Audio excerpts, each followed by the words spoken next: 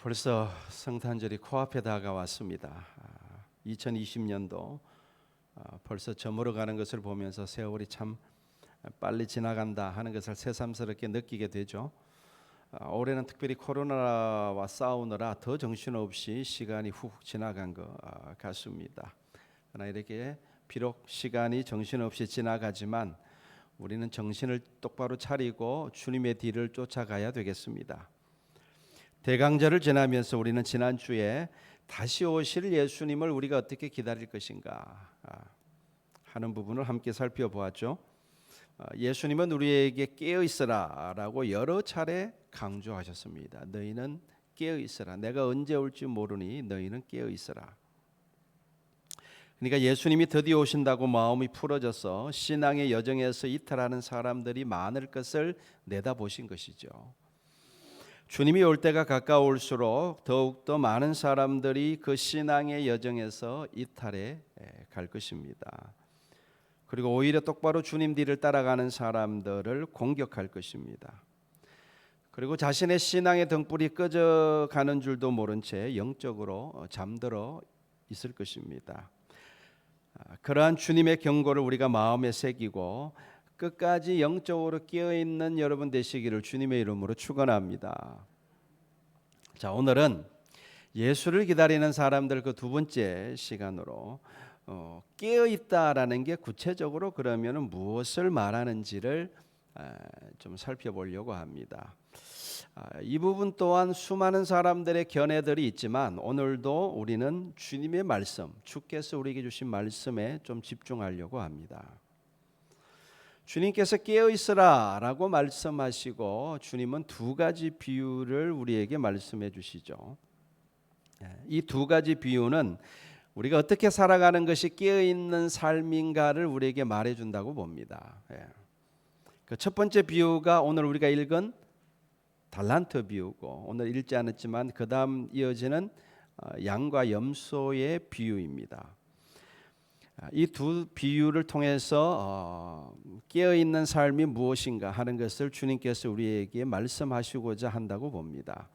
여러분, 비유란 여러분도 아시다시피 그 내용 자체가 의미가 있는 것이 아니죠. 그 비유가 의미하는 바, 뜻하는 바가 중요한 것이죠.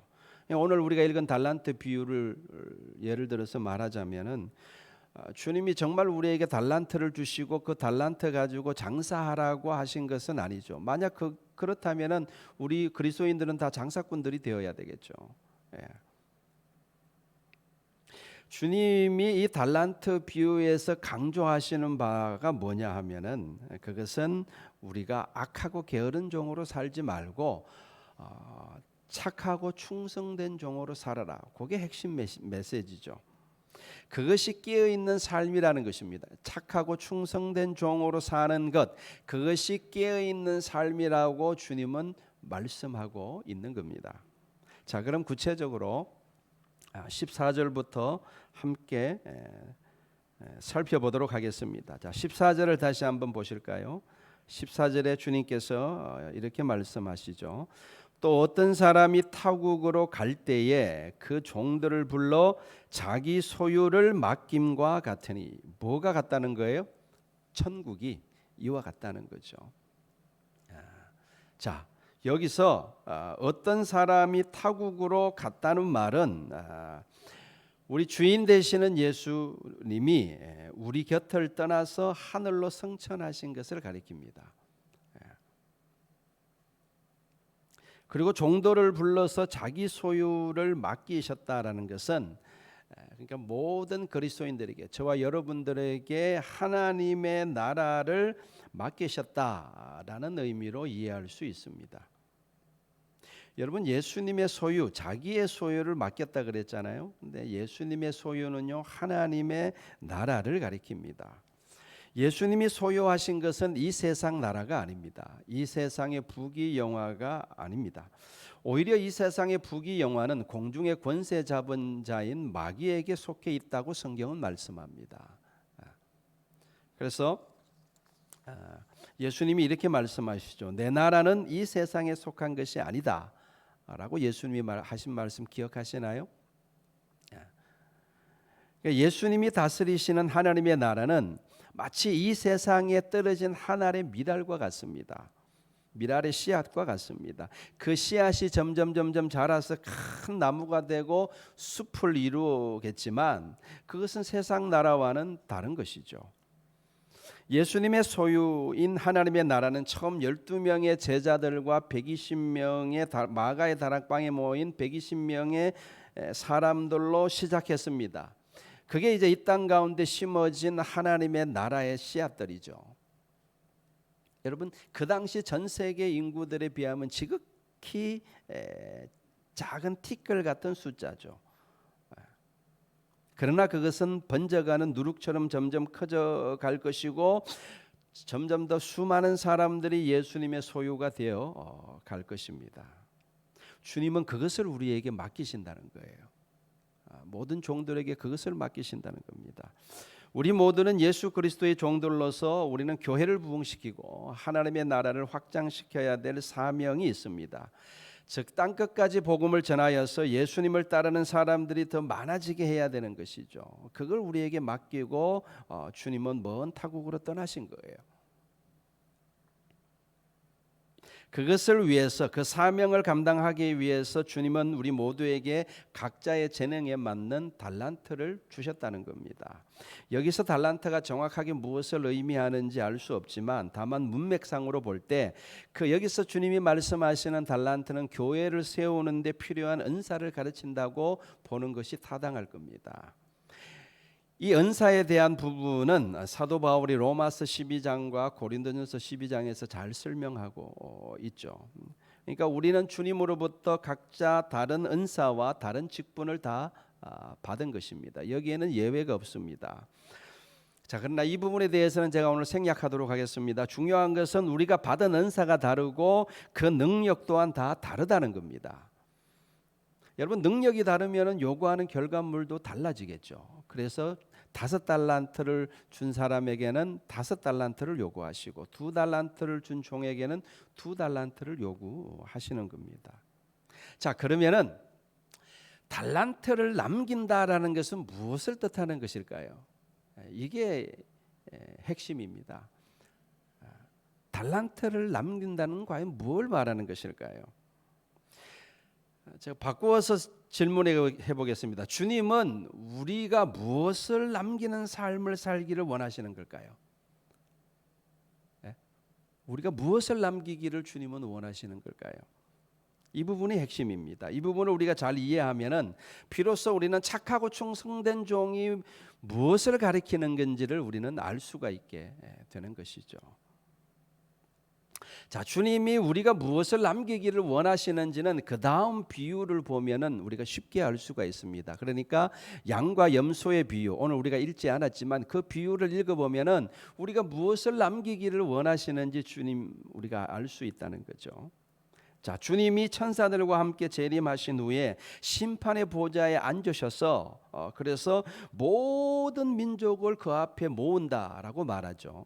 양과 염소 비유를 읽어보면은 모든 민족들을 주님의 그 심판대 앞에 모아서 두 부류로 나눈다 그랬습니다.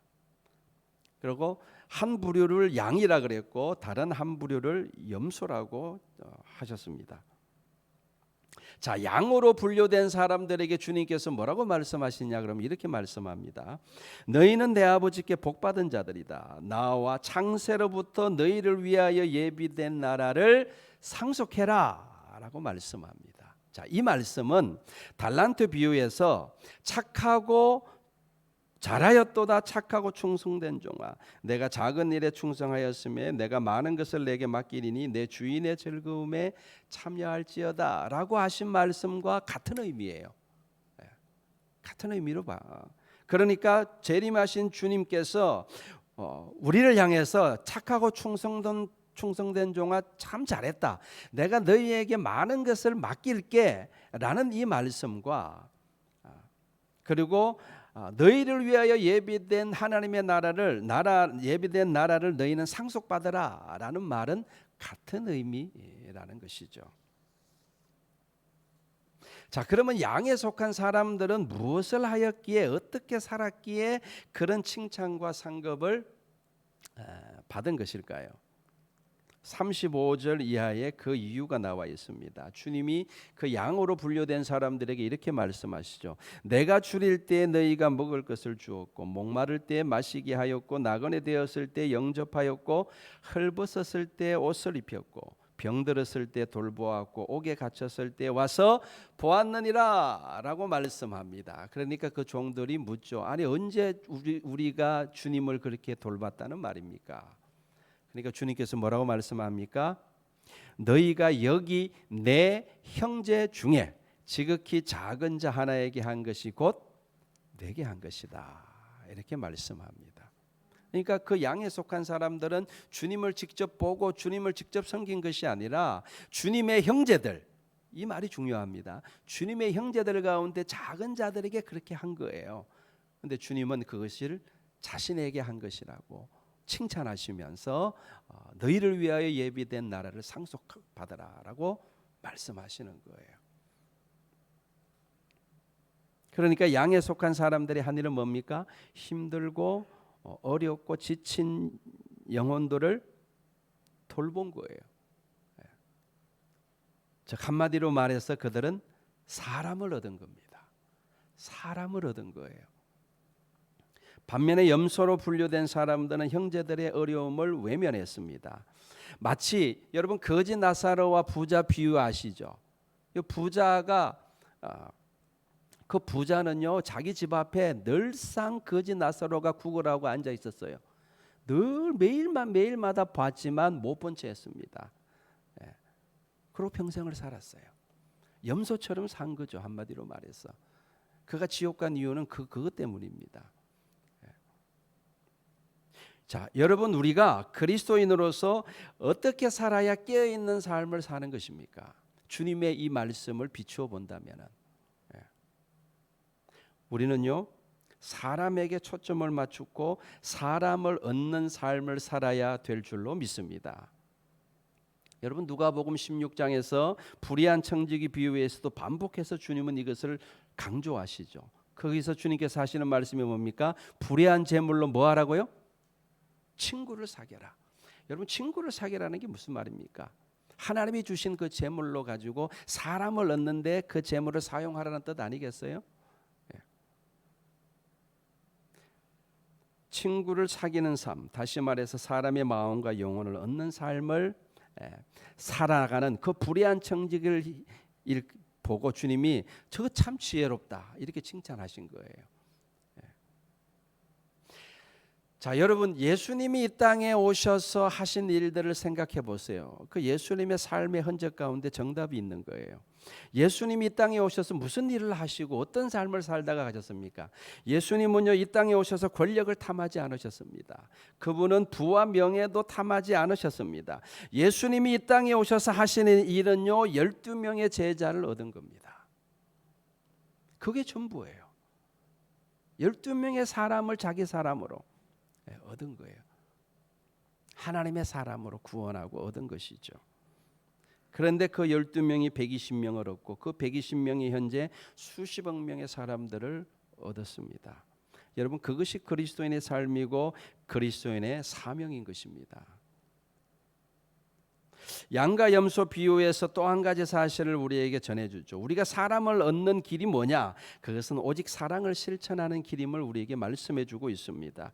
오직 사랑만이 사람의 마음을 얻는다는 거예요. 아무런 사심 없이 주님이 우리를 사랑하셨듯이 우리도 아무런 사심 없이 사람들을 사랑함으로 사람들을 얻을 수가 있게 되는 것이죠. 자 보세요. 달란트 비유에서 한 달란트 받은 사람은 이 일에 이 삶에 실패한 것입니다. 달란트가 작아서 실패한 것이 아니라 주인에 대한 오해에서 비롯됐다고 성경은 말씀합니다. 그 한 달란트 받은 사람이 주인에게 이렇게 말하죠. 주인님 당신은 굳은 사람입니다. 심지 않은 데서 거두고 해치지 않는 데서 모으는 줄 내가 알았습니다. 그래서 두려워하여 당신의 달란트를 땅에 감추어 두었습니다. 이 사람은요 한 사람도 얻지 못했습니다. 아니 정확하게 말하면 한 사람을 얻기 위한 노력조차도 하지 않았습니다. 만약 노력이라도 했다면 주님으로부터 책망받지 않았을 것입니다. 다른 사람을 얻기 위해서, 영혼을 얻기 위해서 노력조차도 하지 않은 거예요. 그리고 원금을 보존했다고 하면서 원금을 내놓는 겁니다. 이 말은요, 이렇게 들립니다. 저는 그래도 제 신앙은 지켰어요. 주님 잘했죠? 저는 이런 이야기로 해석해서 제 귀에는 들려요. 여러분, 이 부분을 깊이 생각해 봐야 합니다. 오늘날 현대인들을 보면서 저는 점점 한 달란트 받은 사람처럼 되어간다는 느낌을 지울 수가 없습니다. 두려움에 사로잡혀서 아무것도 하지 않으려고 합니다. 하나님을 두려워하고 사람을 두려워합니다.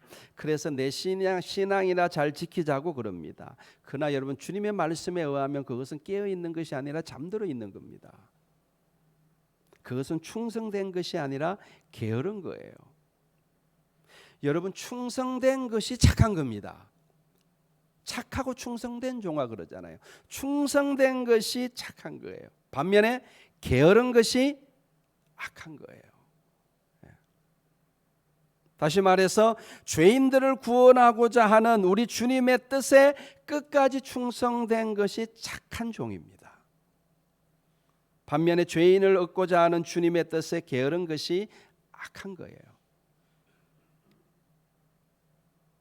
자기를 위해서는 사람들이 그렇게 충성되면서, 얼마나 충성됩니까? 자기를 위해서는, 자기의 유익을 위해서는 그렇게 충성되면서 주님의 뜻을 이루는 데는 한없이 게을러요. 영혼이 잠들어 있는 겁니다. 기름이 다 떨어진 거예요. 여러분, 깨어 있으시기를 바랍니다. 아멘. 우리 깨어 있읍시다. 깨어도 되고 안 깨어도 되고 그런 거 아니죠? 예. 여러분, 내년에 우리는 뭘 해야 될까요? 코로나가 이렇게 기승인데. 지나간 과거는 더 이상 이야기해봐야 소용없겠죠. 앞으로가 중요합니다. 내년에 우리는 무엇을 해야 합니까? 어떻게 살아야 깨어 있는 겁니까? 주님의 말씀 속에 답이 나와 있잖아요. 죄인을 구원하시고자 하는 우리 주님의 뜻에 충성하는 겁니다. 저도 제 자리에서 충성하고 여러분들도 여러분 자리에서 충성하는 겁니다. 우리가 두려워하지 말고, 그 어떤 것도 두려워하지 말고 사람을 살리고 구원하는 일에 더욱더 힘을 내야 할 것입니다. 여러분, 실패해도 괜찮습니다. 열매가 없어도 괜찮습니다. 노력했다는 것이 중요한 거죠. 안 되는 것을 되게 하라고 주님은 우리에게 무리하게 요구하시지 않습니다. 주님은 굳은 분이 아니에요.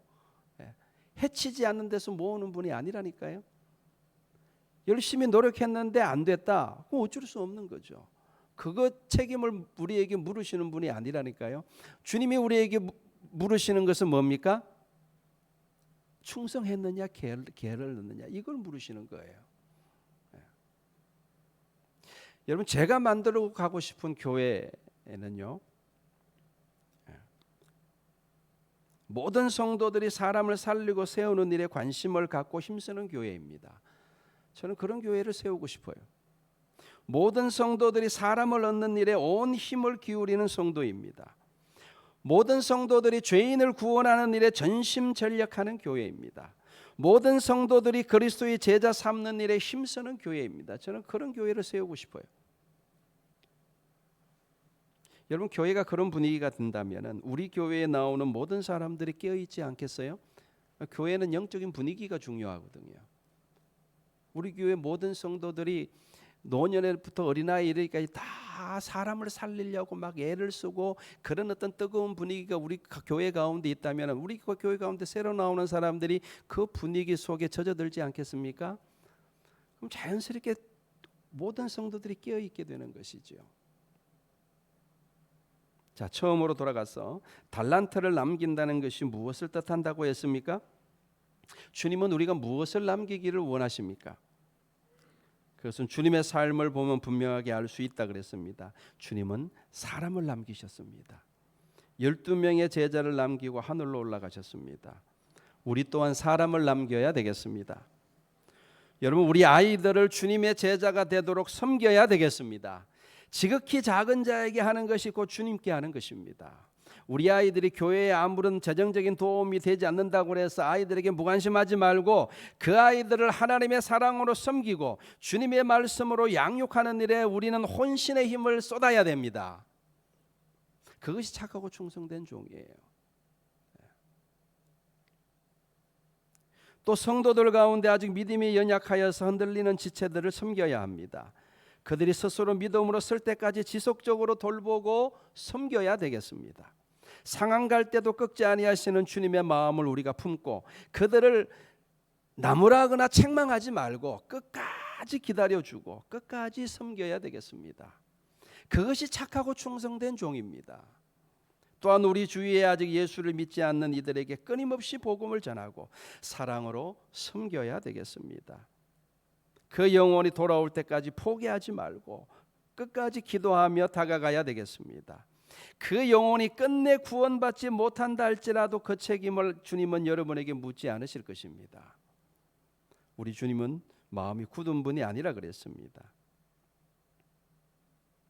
다만 주님은 노력하지 않는 우리의 게으름을 책망하시는 것이지 안 되는 것을 되게 하라고 강요하시는 분은 아니십니다. 사랑하는 성도 여러분, 여러분은 깨어 있습니까? 주님의 말씀에 비추어 볼 때, 나 자신을 볼 때 우리는 깨어 있습니까? 여러분은 다시 오실 주님을 지금 기다리고 계십니까? 막연하고 추상적으로 생각하지 말고 여러분의 삶을 들여다보시기를 바랍니다.